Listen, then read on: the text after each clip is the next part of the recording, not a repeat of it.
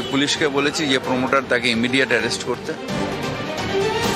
সমস্ত বেআইনি অফিসারদের আমি বলবো দেখে নিতে।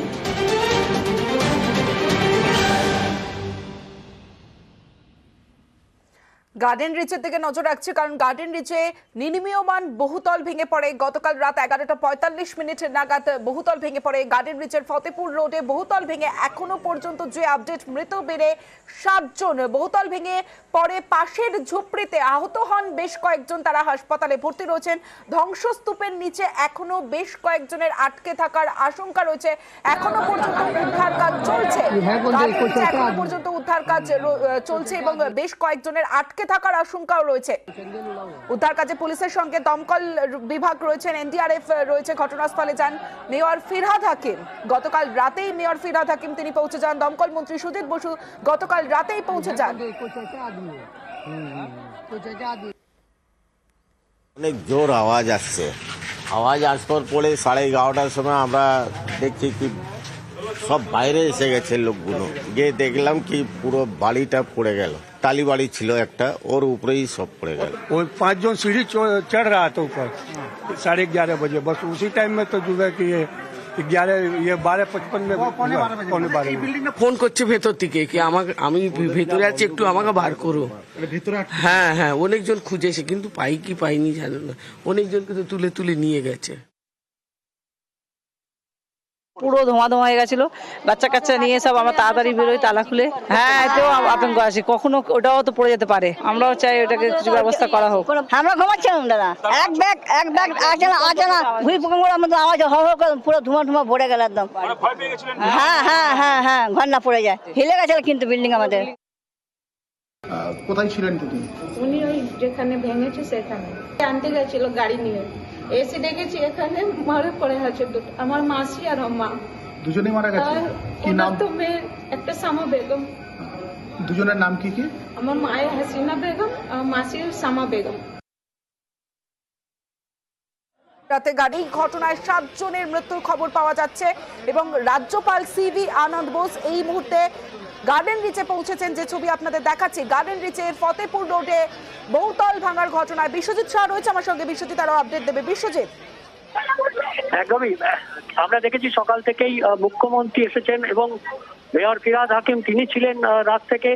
এই মুহূর্তে গভর্নর তিনি এলেন এবং সরাসরি তিনি এসেই একেবারে যেখানে ঘটনাস্থল সেই ঘটনাস্থলের দিকে গেলেন এবং ঘটনাস্থলে কিভাবে এই দুর্ঘটনা ঘটেছে অর্থাৎ ঘটনাস্থলের সাইট তিনি দেখবেন এবং সেই জন্যই এই মুহূর্তে তিনি ঘটনাস্থলে গেছেন এবং ঠিক ঘটনাস্থলের কাছেই হাসপাতাল রয়েছে যেখানে যে চিকিৎসাধীন রয়েছেন বেশ কয়েকজন এই ঘটনায়, তাদেরকেও দেখতে যাবেন বলে সূত্রের খবর।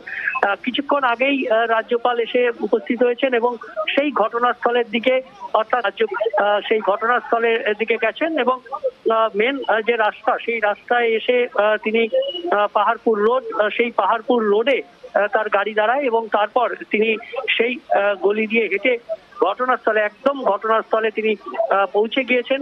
যদিও সংবাদ মাধ্যমের কাউকে আর ভেতরে যেতে দেওয়া হয়নি, ইতিমধ্যেই তিনি ঘটনাস্থল পরিদর্শন করছেন এমনটাই সূত্রের খবর এবং এই ঘটনাস্থল পরিদর্শন করে তিনি আবার আসবেন এই যে পাহাড়পুর রোডের উপর যে হাসপাতাল রয়েছে যেখানে আহতরা চিকিৎসাধীন রয়েছেন সেখানে তাদের সঙ্গেও তার দেখা করার কথা রয়েছে। রাজভবন সূত্রে এমনটাই জানানো হয়েছে এবং আর কিছুক্ষণের মধ্যে তিনি হাসপাতালে আসবেন। তবে এই মুহূর্তে তিনি অকুস্থল অর্থাৎ যে জায়গায় এই ঘটনা ঘটেছে গতকাল রাতে বিধ্বংসী ঘটনা এবং বেআইনি যে নির্মাণ, সেই বেআইনি বাড়ি 5তলা বাড়ি কলকাতা পুরসভার তরফে ইতিমধ্যেই স্বীকার করা হয়েছে যে এই বাড়িটি সম্পূর্ণ বেআইনি ভাবে পুরসভার কোন রকম অনুমতি না নিয়েই তৈরি হচ্ছিল এবং কলকাতা পুরসভার 15 নম্বর বড়োর মধ্যে 134 নম্বর ওয়ার্ডে এই ঘটনাটি ঘটে। সেই 15 নম্বর বড়োর চেয়ারম্যান রঞ্জিত সিং তিনি স্পষ্টত জানিয়েছেন,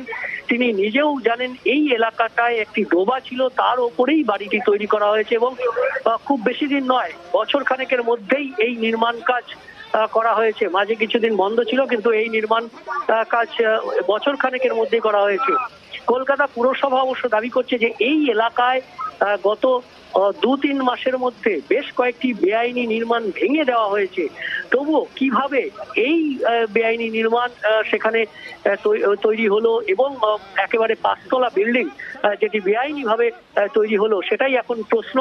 কারণ 1 বছর কম সময় নয়, প্রায় 1 বছরের মধ্যে এই বিল্ডিংটা তৈরি হয়েছে এবং যেখানে পুরসভার যারা কর্তা ব্যক্তি অর্থাৎ পুরসভার বড় চেয়ারম্যান তিনিও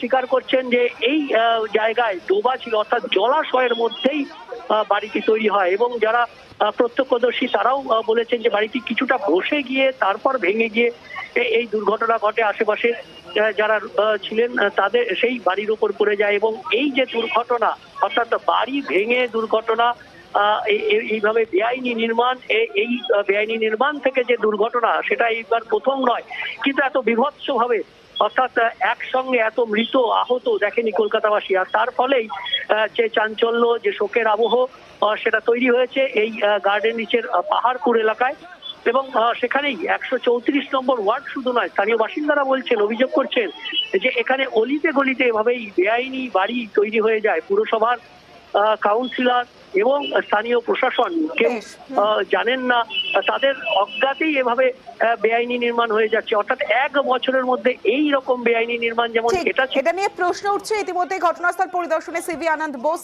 যে ছবি এর পরবর্তীতে হাসপাতালে যারা ভর্তি রয়েছে তাদেরকেও দেখতে যেতে পারেন এবং আজ সকালে মুখ্যমন্ত্রী মমতা বন্দ্যোপাধ্যায় তিনিও যান পরিদর্শনে। মুখ্যমন্ত্রী গার্ডেন রিচে পরিদর্শনে যান মুখ্যমন্ত্রী মমতা বন্দ্যোপাধ্যায়, তারপরে আহতদের হাসপাতালে দেখতেও মুখ্যমন্ত্রী মমতা বন্দ্যোপাধ্যায় সেখানে পৌঁছন।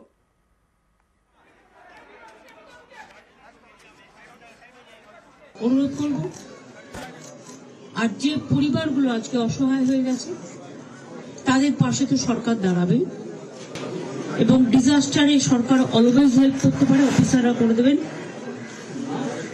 এবং যাদের বাড়িঘরগুলোও ভেঙেছে গরিব লোক, তাদের বাড়িঘরগুলো অফিসারদের আমি বলবো দেখে নিতে, তাদের পরিবারগুলো প্লাস যারা ইনজিওর্ড হয়েছে তাদের পরিবারগুলো প্লাস ঘর বাড়িগুলো প্লাস বেআইনি যে কাজের জন্য এই ঘটনা ঘটেছে অ্যাকশন নেওয়ার জন্য।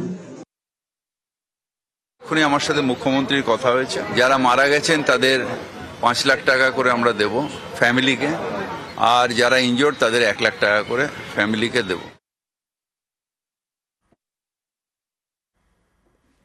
গার্ডেন রিচে দায় ঝাড়লেন কাউন্সিলর। গার্ডেন রিচে বেআইনি বহুতল ভেঙে মৃত্যু হয়েছে 7 জনের। কাউন্সিলরকে গ্রেফতারের দাবি বিজেপি বামের। বেআইনি নির্মাণ দেখা তার কাজ নয় বলে দাবি করেছেন কাউন্সিলর।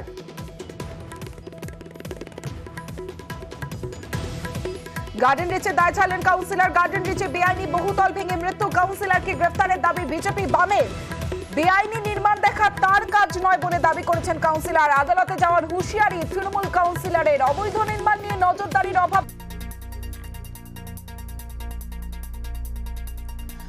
কাউন্সিলরকে গ্রেফতারের দাবি করেছেন বিরোধী দলনেতা শুভেন্দু অধিকারী। কাউন্সিলরকে গ্রেফতারের দাবি বিজেপি বামেদের এবং শুভেন্দু অধিকারী এক স্যান্ডেলে কাউন্সিলরকে তোপ দেখেছেন এবং গ্রেফতারের দাবি করেছেন বিরোধী দলনেতা শুভেন্দু অধিকারী। এবং গার্ডেন রিচের ঘটনায় কাউন্সিলরকে গ্রেফতারের দাবি জানিয়েছেন সিপিআইএম নেতা সুজন চক্রবর্তীও। কাগজপত্র দেখুন, এইসব হালে পোস্টার ব্রিজটা ভেঙে পড়েছিল সেটা হাল আমলের, এই আমলের। পুরনো যা দেখভাল করার কথা তা দেখভাল করছে না, আর নতুন যা নির্মাণ করছে এত টাকার খেলা একের পর এক ভাঙছে এবং তার দায় নিজেদের ঘাড়ে নেবার যোগ্যতা নেই। যেহেতু কার ঘাড়ে দেবেন? দিলে তুই দেবে এমএলএর ঘাড়ে। তাদের এমএলএ কে গ্রেপ্তার করতে হবে, পারবেন? কাউন্সিলরকে গ্রেপ্তার করতে হবে, 5 কোটি টাকার গাড়ি চলে। অতএব যত দোষ নন্দ ঘোষ বাম আমল।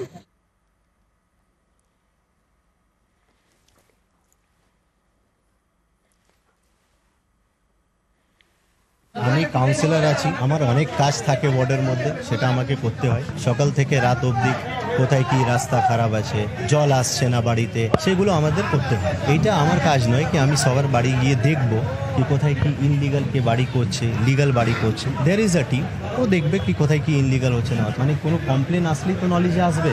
আমার কাছে কোনো কমপ্লেন নেই, আমার নলেজেই নেই। এটা ল আছে, law will take its own course. I said department দেখবে, খুঁজে ইনভেস্টিগেশন হচ্ছে, দেখা যায়। আদালতে যাওয়ার হুঁশিয়ারিও দিয়েছেন তৃণমূল কাউন্সিলর।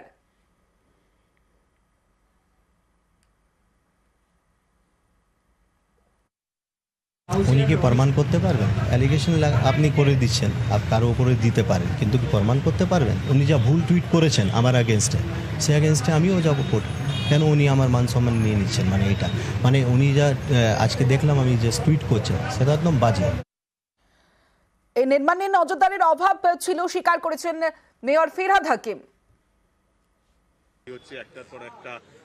একটার পর একটা বাড়ি না, এটা একটা হয়েছে নিশ্চিতভাবে পৌরসভায়, যেটা আমরা অফিসিয়ালি অ্যাকশন নেব এবং আইন অনুযায়ী যা যা ব্যবস্থা করা সেগুলো আমরা করব। না না না না না, কাউন্সিলর কোন বাড়িটা প্ল্যানে হচ্ছে কোন বাড়িটা আনপ্ল্যানে হচ্ছে এটা কাউন্সিলরের দেখার কাজ না, এটা আধিকারিকদের দেখার কাজ। সেটার অভাব ছিল, সেটা নিশ্চিতভাবে অভাব ছিল, নাহলে থানায় ডায়েরি হলো না কেন? নিশ্চিতভাবে আমাদের নজরদারি বাড়াতে হবে এবং